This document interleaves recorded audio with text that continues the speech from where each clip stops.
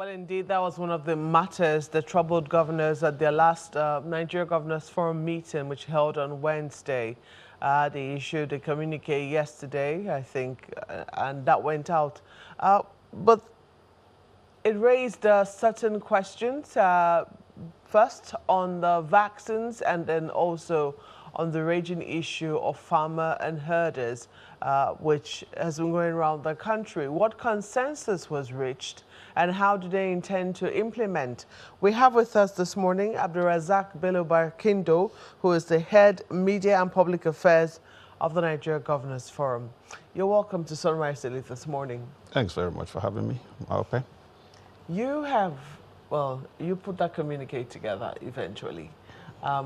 However, you know, people are still not sure about the thorny issue of vaccines.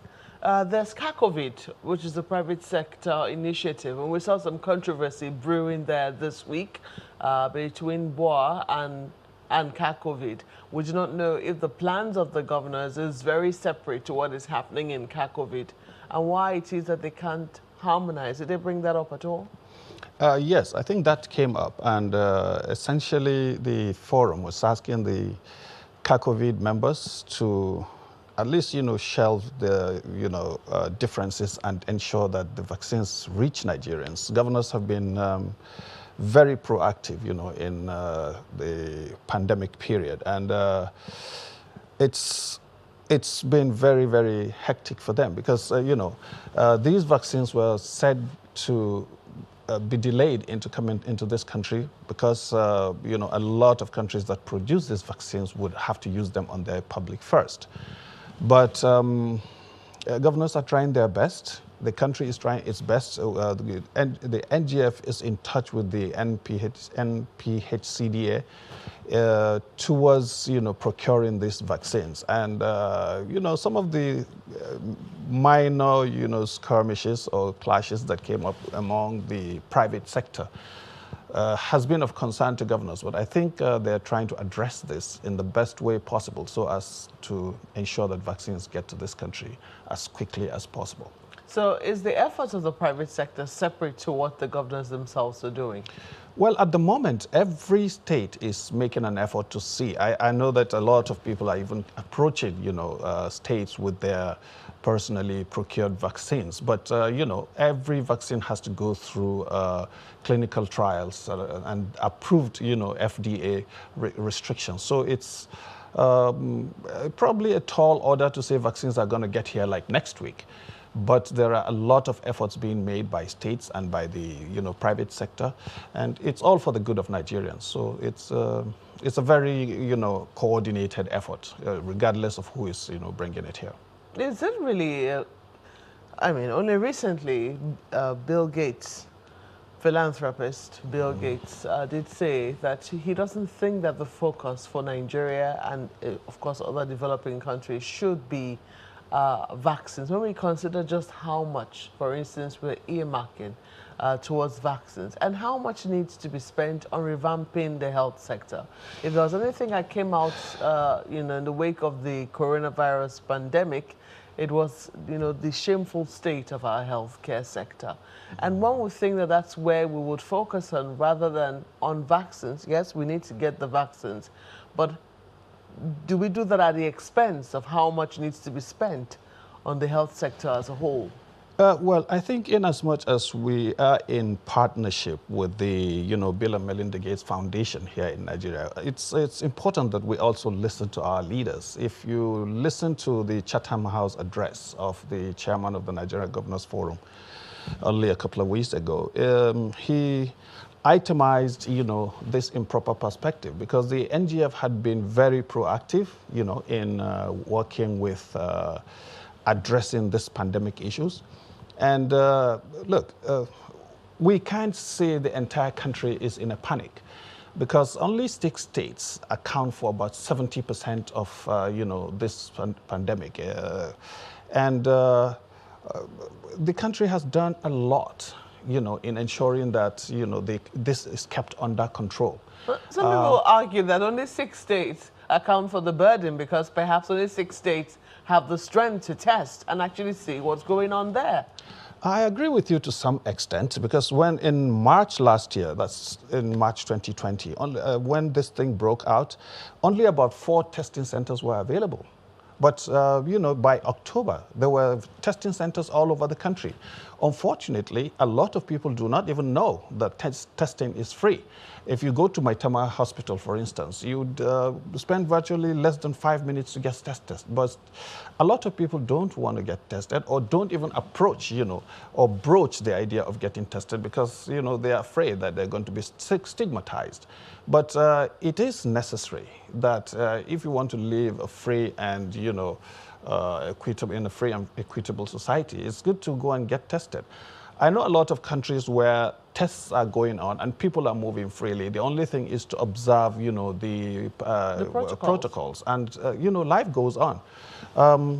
Remember that last year, which was I call it the year of the doctor, a lot of things happened. Our economy shrank, you know, businesses collapsed, you know, people were out of jobs. And there are a lot of economic, you know, repercussions that go with this pandemic. And people would ignore it only to their peril, because it's important. This is an infodemic. It's not necessarily a health issue. This affects every sector of the society. And Dr. Kayode Fayemi, the governor of Ekiti State, made this very clear in his Chatham House address, that all sectors of the economy, all sectors of society must begin to consider, you know, the methods of absorbing the shocks of such a situation. Because going forward, we should know that when such health, you know, situations arise again, everybody should be ready to attack it in his, you know, different sectors, so that, you know, society would move on smoothly.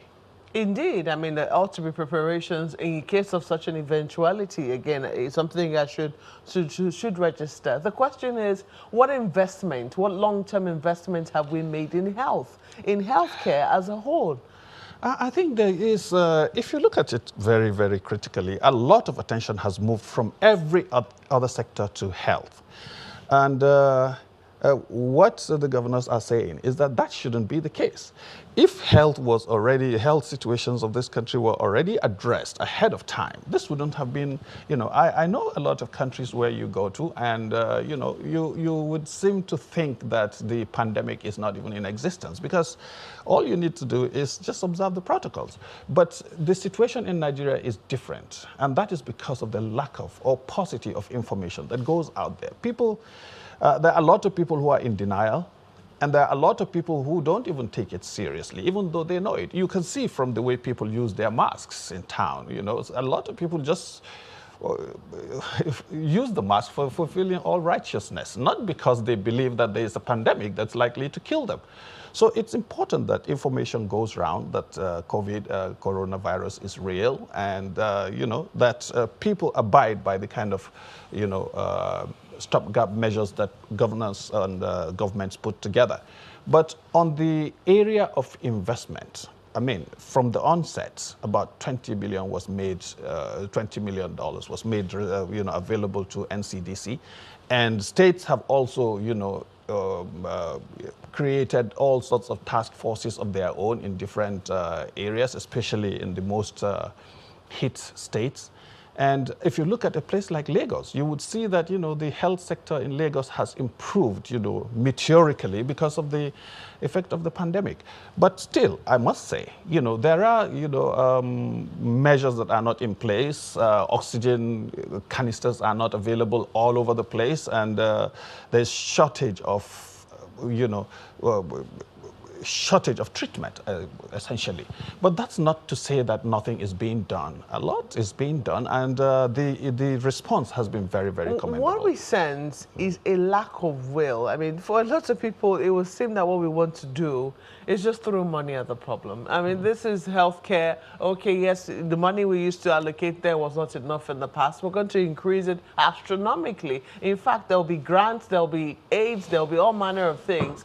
But it would seem that nobody is really willing to do the assessment that needs to be done to know where the investment should be made and follow through in terms of what do the people need to ensure that, assuming such a disease, another disease should come up again, you know, we're first of all able to pick it up early, respond to it rapidly, because some people say one of the reasons why we quickly escaped Ebola was because that matter was handled at a private hospital with, you know, a doctor who knew what she was doing at that point in time and had a high level of suspicion.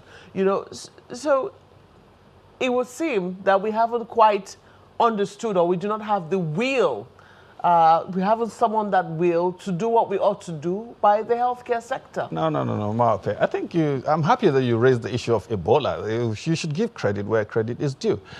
Nigeria approached the COVID-19 pandemic from a position of strength because of the Ebola situation. The whole world, the global health sector has commended Nigeria for its approach, for its handling of Ebola. And I think the same attitude has, enveloped, the corona pandemic. The Nigerian governors were very, very proactive. I remember in the first meeting sometime in February 2020 when the Minister of Health came to address the governors on something else like the health insurance, and they said, no, you have to address us on the issue of the pandemic. So indeed, and since then, I hate to cut you short, but it would seem, yes, indeed, we were all agitated in the beginning when the pandemic broke out, and we saw that move, almost, a panicky move. But it seemed that since that time, the zeal has since left us.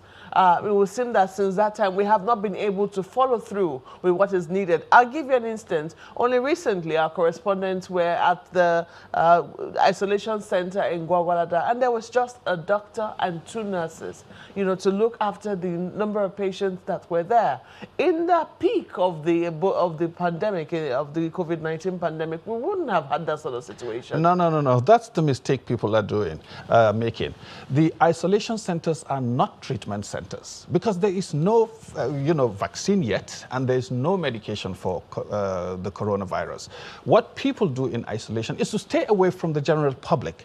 That's why isolation centers are created. It still doesn't justify the fact that you had just 1 doctor and 2 nurses, 735 patients. Actually, I would say there shouldn't be a doctor there. There should be nurses who are trying to control your movement with the general public. 35 because that's what it is patients to 2 nurses. Who work there, on the shifting system. That definitely doesn't speak to. And if you go to the National Hospital as we speak, we're actually in some form of crisis, because almost on a weekly basis, they're recording Nigerians who are resigning to leave the country for greener pastures. Even right in the middle of the pandemic, we saw other countries bring planes to pick our own medical personnel out of the country, to treat their own people. And it was that none of that rang as an alarm in our heads that, we had a problem in our own healthcare sector. I wouldn't know about, the brain drain from Nigeria is always constant. Every time you look around, you see doctors trying to go to, areas where they think they're better paid. But, doctors forget that they also swear to a Hippocratic oath, where they are supposed to take care of the people who probably sponsored their education first. I'm not against, That is not in the oath. Their oath is to save human lives. Yes. It is not to take care of the people who look after their education first. No, but that's not in the oath. But the scholarship, the responsibility is first and foremost to your own people. Unfortunately, going back to this idea of people coming to pick up our doctors, it's probably because the effect of the pandemic has not been felt all over the country. If we have 36 states and only 7 states are responsible for 70% of this, it's very likely that because of the paucity of information, people think this does not affect other parts of the country. We should consider ourselves lucky. There are countries that are very, very, adversely affected by this, and a lot of people are dying. People are not dying like flies, like they're dying in other countries in colder weathers.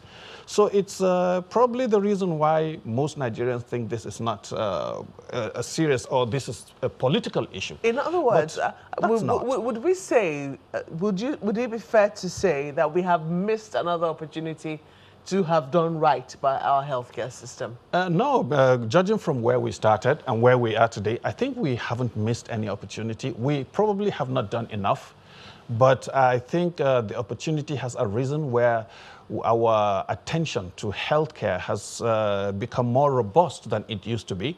And I think we are beginning to become very ready for any eventualities in the future. And the investments have been enormous, even though, there are gaps here and there. So the question is, where have we invested? We know that primary health care is something that we should take a second look at, and then tertiary health care secondary health care as well. And maybe that insurance policy, which the minister was trying to bring to the fore, it would seem that, that is not the focus right now. Vaccines are the focus. No, vaccines are the focus. I don't want to go into the insurance policies because that's something for, the Ministry of Health to handle. But, we're talking about 4 testing centers in March. And today we have virtually a testing center in each state. In some states, there are more than 3 or 4. So I think we've come a long way. It would be another thing to actually check whether or not, the reagents are in those testing centers. Because it's one thing to build testing centers and put machines there. It's another thing to know that they are actually running as they ought to, and that the personnel that is needed to man the place, they're there at all times. They have the electricity that they need. You know how it's such a sad commentary. Add the Nigerian factor to it. Indeed. You certainly know what it is that I'm talking about. Yes, I do. But there is so much you can do as a government. And, you are throwing this to the public, and the public has an attitude that probably needs to be curtailed. And governments are doing their best to ensure that, the necessary equipment to handle the pandemic is in place. So it is likely that because of the attitude of people, because of the lack of information, and also followed with how Nigerian activities are usually handled, there could be lapses.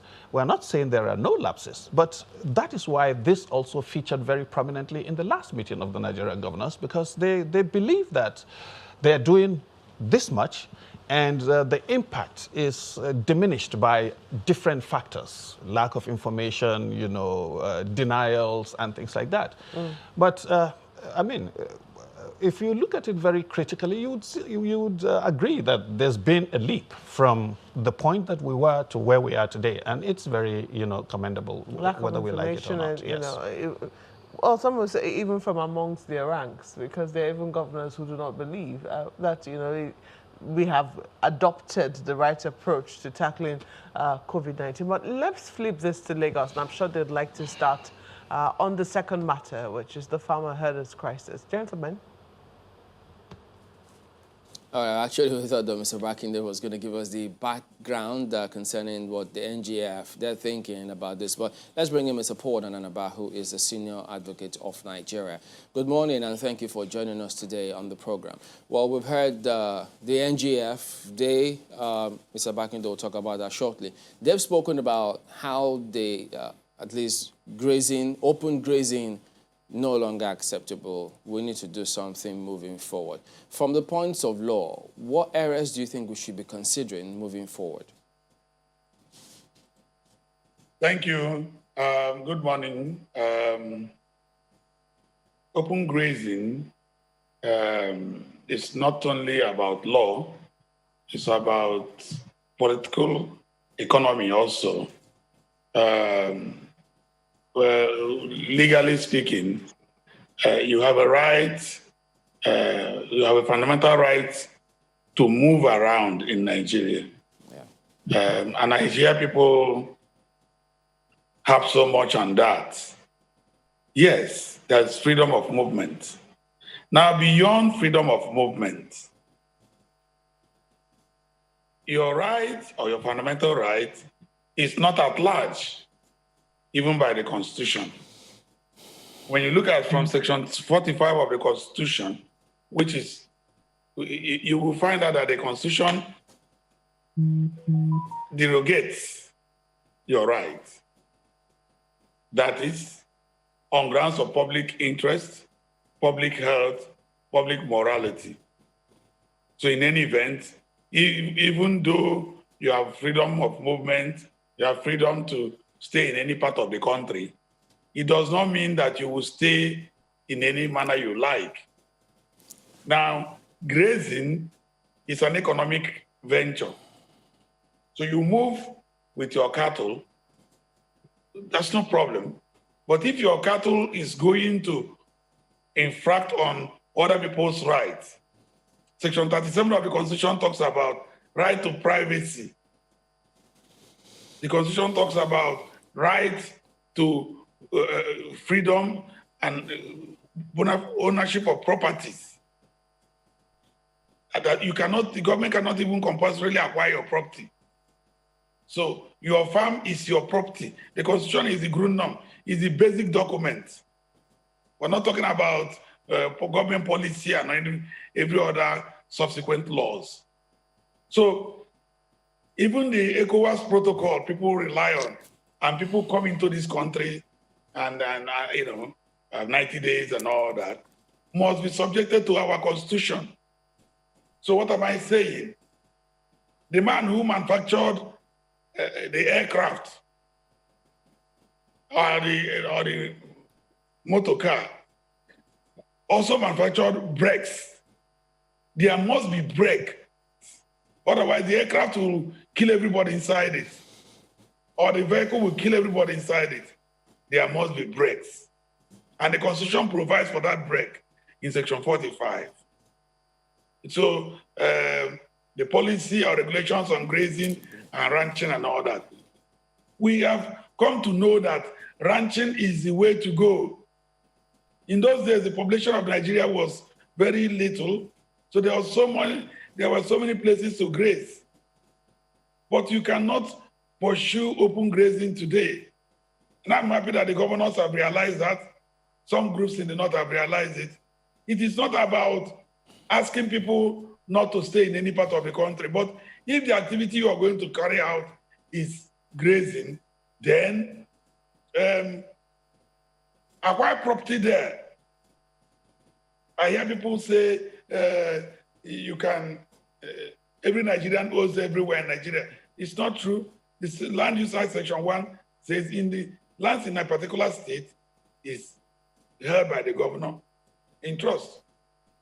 So when you hear that the governor says people cannot go to the forest and turn the forest as a den for arrest and kidnapping and killing of people, the governor is right. All right, Dr. Anadaba, what we'll do, right, is we'll get the mindset, the current thinking of the governors when we return in just a moment, and then get your response to that as well moving forward. Please stay with us.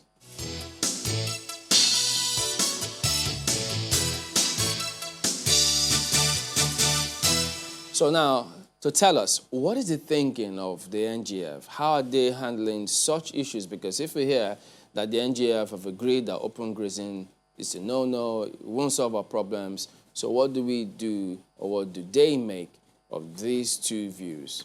Markwe, can we get back into to speak on that?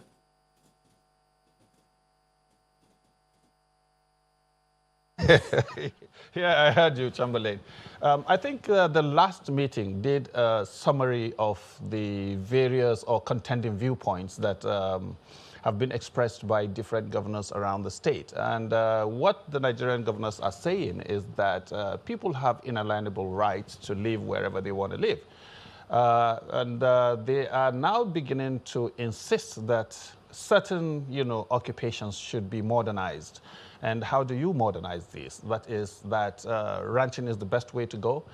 And actually, the meeting was inconclusive as far as, resolutions were concerned, because if you check the communique, they are saying that there's going to be a meeting of all the 36 governors, and that meeting is going to be in person, where everybody is going to be present, and these various viewpoints would be harmonized so that a solution would be found, or a permanent solution would be found to how cattle herders and herdsmen handle their occupations. But come to think of it, some of these views actually are not the views of the collective. These are individual views, and that's why the meeting has become, inescapable. But over time, I believe, governors will come together and whatever they decide will be forwarded to the NEC and a decision or a federal decision would be taken on this matter. That suggests that at the moment, some governors still have those different views. So until that meeting holds and then the positions are harmonized, they can't move forward. Because one thought, the states themselves, those who think that, no, there shouldn't be any of such actions, open grazing anymore, don't they have rights to take certain steps to ensure that what they have said is actually actualized?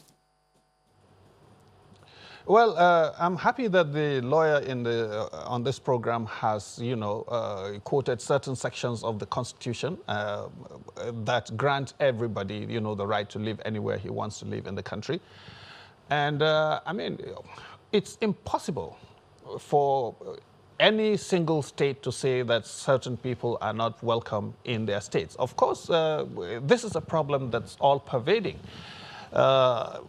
The Northwest is, battling with the issue of cattle rustlers. The Northeast is battling with the issue of, insurgency, and banditry is in the North Central. So you are probably talking about, a number of criminals or criminally minded people who just look like they are coming from a certain section of the society into another. I think the most important thing is to ensure that there is adequate policing in this country so that criminals are, handled as criminals. But it's I think, a failure on the part of the information dissemination sector of this country that certain ethnic groups have been, unfortunately, banded together and, described as criminals. I don't think that is the right thing to do. I think the kind of information we throw out has, affected the, the mechanism for addressing this situation. So it's not that there is no coordinated view. The Northern States Governors Forum had sat. All the 19 governors had resolved that this is the way to go, and they are the ones who actually have citizens going around with cattle. Remember that these cattle are not necessarily owned by Northerners alone. A lot of the cattle are also owned by Southerners. So it's very commendable or exciting that the governors have now agreed to come together and modernize this occupation of, cattle grazing and, revert to ranching. Whether or not the next meeting comes up and resolves this issue is a matter to be seen. But I believe that, the way forward is being handled appropriately, and in due course we'll see how this matter is resolved permanently and for the better of the country. I think this is something you might call a deciding factor or a huge litmus test for the Nigeria Governors Forum. And frankly speaking now, listening to the members of this forum, governors, listening to their view on the security challenges, which of course is peculiar to their state, you will know that you have a job of work to do at the forum. For example, governors saying, well, we need to ensure that people own arms so they can protect themselves. Some others say, well, we need to review the ECOWAS protocol. You have a governor saying, well, all Nigerians have access to the forest reserves. And this goes on and on. In fact, a governor dialoguing with bandits, another governor saying, it won't work, really. I mean, you can never solve this by dialoguing with bandits. But you get my point, basically saying that almost all the governors have their personal views and maybe state views as to how this should be tackled. So, frankly speaking, how far can the forum go in solving these challenges? Because don't forget, aside from the Nigeria Governors Forum, you have regional forums, Southwest Governors Forum, North Central Forum, Northern Governors Forum, and they all have dissenting views. So really, how much of a success, frankly speaking, and I need you to be frank with us, can the Nigeria Governors Forum achieve in this situation? Kayode, I agree with you that, that's why I call them contending issues, viewpoints. But the meeting, that's why there is a resolution or a decision to bring all governors together under one roof at the platform, at the forum, so that they can, brainstorm and, look at the best way to resolve these issues. Because when such issues are not deliberated at on a common ground, there is a likelihood that people can go around and make statements that would contravene each other's.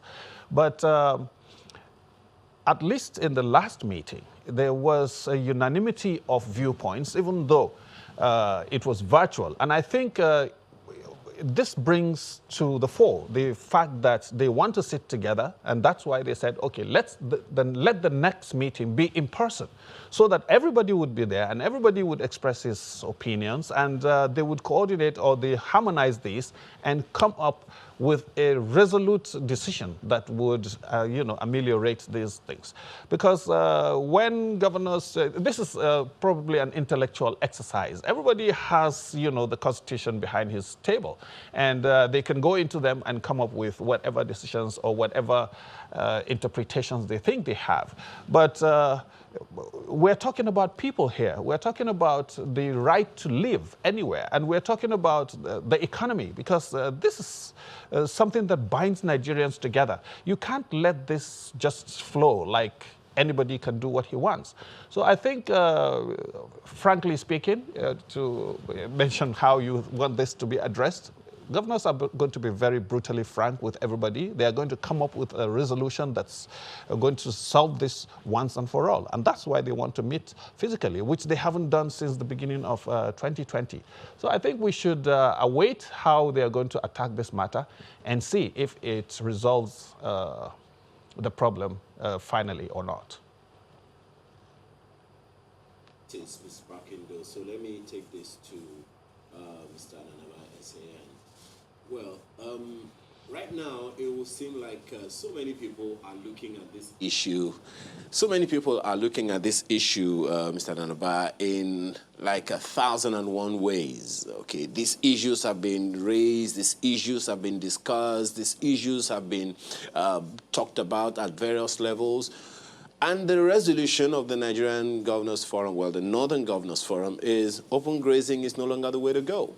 Meanwhile, the issues that arose are yet to be resolved. People's farms have been destroyed. Little or nothing has been done in form of compensation. Southwest as well, so many such issues have arisen, and some of those issues have raised tempers to tethers. So one doesn't even know what is going to happen next. Just yesterday, the papers were reporting that 4,000 herders were moved from the south to a place in Kaduna, 4,000 of them, and from what we gather, they were being profiled. So it raises the issue of justice. Do you think it is possible for us to put these issues to rest permanently all over the nation without dealing with the issue of justice to the people who have felt hard done by? And how can we put that to rest? Thank you. These questions are now specific. We cannot achieve peace without justice. Peace and justice are related. If there's injustice, there's not likely to be peace. The issues are multifaceted. Let me start from the point the distinguished governor was talking about. Now, everyone has a perspective of these issues. And the issue is that in Nigeria, we have grown to not to look at things objectively for a long time. Even the governors and the other Nigerians, we should begin to look at things from the perspective of national interest. Now, the issue is, where are the headers from? What political party are they likely to be? What religion? We should put those things aside. The Constitution is very clear. You have a right to be in any part of this country. Now, that right is not at large. Section 45 says your fundamental rights can be derogated, that is, can be limited, it can be checked for public defense, public security, public service of public interest issues. Now, because I am from the East, I live in the West, does it mean that I should put up behavior that is not acceptable to the laws of Lagos State? And then if I continue like that, and Lagos State government says, look, Dr. Nanaba, you cannot, we will not tolerate you in this state. It now becomes an Igbo Yoruba thing. No, whichever state you go to, comply with the laws of that state. If you don't like the laws of a particular state, there are 36 states in Nigeria, move to another state that is favorable. Now, what we have seen is for people to rely on the freedom of movement to as a freedom that is at large. I had a governor saying you can stay in any state and do. No, you can stay in every state, but even the non-indigenous that are in any particular state must live according to law. Let me take the ECOWAS protocol. Dr. Anaba, my apologies, just one moment. The question here is, I mean, all the things you're talking about are really pretty much part of the resolutions that have been made across board by a good number of the governors. But the issue here now is that of justice for those who have felt hard done by, for which reason the non-state actors are pretty much raising issues with the local communities by themselves. So the question here now is, with the position of the governors and their movement now to ensure that they do right by their people and all of that, can we make progress? Can we achieve the desired peace without justice? Yes, we can. Now, we can. Okay, go on. We can, because the Constitution provides for it. That any interest, section 44 of the Constitution, that interest in immovable property, which includes what you have on it, cannot be taken away without compensation. Constitutional provision, the governors have nothing to do with it. Our fate is not in the hands of the governors. Now, there could be public interest litigations on that point, but I will counsel that the government should set up a committee or a commission to look into compensation for those that have been wronged. But it's not even about property alone. A lady is reported to have lost a husband barely a month after marriage. How do you pay compensation in that? That takes me to national orientation. Where is National Orientation Agency in all this? The orientation in the country has gone awry. I urge the government to impress on the National Orientation Agency to wake up on these things. There should be national dialogues, discussions, so that the right information will be passed on to Nigerians. What is going on is wrong information. If I could just bring this up, because, I mean, yes, information is very critical, and the right information too, I might add. But when the Bauchi State governor was responding, you could get the sense that when he says people can live in any part of the country, the forest, people can stay wherever they want, I think there are a number of things there. Because we've heard the governors, when they met in the Southwest, say, look, no one is asking anybody to leave anywhere. They're not driving people out. They're only saying, look, the criminal elements who are in the forest reserves have got to come out of those areas. And, of course, for some reason, the message will always be twisted for persons who want to be mischievous about it. So, and they've said it time and again, no one has any right to tell anyone who lives in any part of this country to leave. No, the laws are there. Anyone can do business in any part of the country. But yes, there are rules that people have got to comply with. But then the northern governors are saying open grazing is no longer sustainable. That's a different kind of messaging. Now, when the governors meet, we don't know if there'll be regional meetings before the general NGF meeting.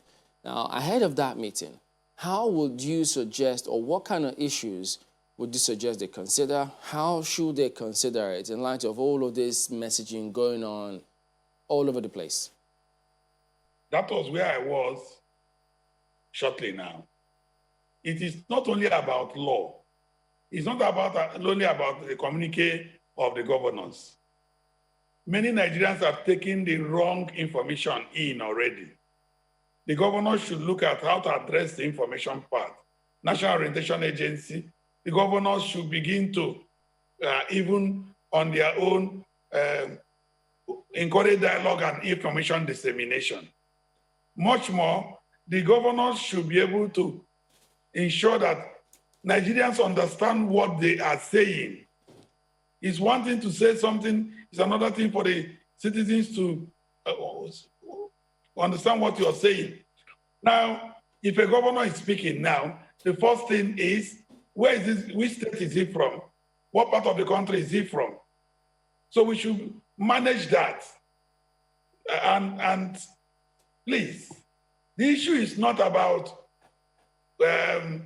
where one is living and all that. It is about whichever state you are in Nigeria, wherever you are from. The Constitution protects you in every state, but the Constitution does not protect you in criminality. Take the forest we're talking about. This forest is not bona vacantia in law. What we mean by bona vacantia is that it's not no man's land. Somebody owns the place. There are no freelance in Nigeria today. So if you're going to stay in that land, do you have the consent of the people who own the place? What type of business are you transacting? It's not only about forests. There are also people from the south who are maybe in the north or the west, other parts of the country who are engaging in criminality. That should stop. Nobody should defend a criminal. So if a criminal activity is going on, the governor, as the person voted for in that state, should take steps to dislodge such persons. We have seen governors in their own states demolish buildings where kidnappers have used as kidnappers there. That is legitimate. That is right. And that is what we are talking about. We are playing with this because maybe the criminality of these headers may not have gotten to such person. Not long ago, Dr. Fatah Abora was said to have been killed. Anaba, well, we need to, because, I mean, they also need to remember that, I mean, some of them have said, these people we're talking about are not even Nigerians. So they need to determine that. And secondly, we also know that different states at different times have also come up with laws to restrict the movement of Okada riders, hawkers. Exactly. So those things happen. So they shouldn't ethnicize messaging. But let's go to Abuja and get Mr. Bello back in the trip. So, Markwe? Indeed. I don't know if you'd like to react. I mean, how do you think that governors will be able to climb over some of those biases and be able to achieve a consensus on what needs to be done? Well, Maupe, I believe that, I must thank Dr. Naba for all the, suggestions that he made that governors must look into. And the NGF platform is a platform for consensus. And when governors meet, they brainstorm. Each governor comes up with his ideas or his understanding of what the Constitution says about one portion or another. And eventually, rub minds and come up with what benefits or what should benefit the general public. And I believe that some of these things are rather subjective and political. When they sit and look at them holistically, I believe they're going to come up with, resolutions that will benefit the country generally. How is the politics of 2023 also shaping this? Because amongst the governors, when you speak behind the scenes to some of them, there is distrust.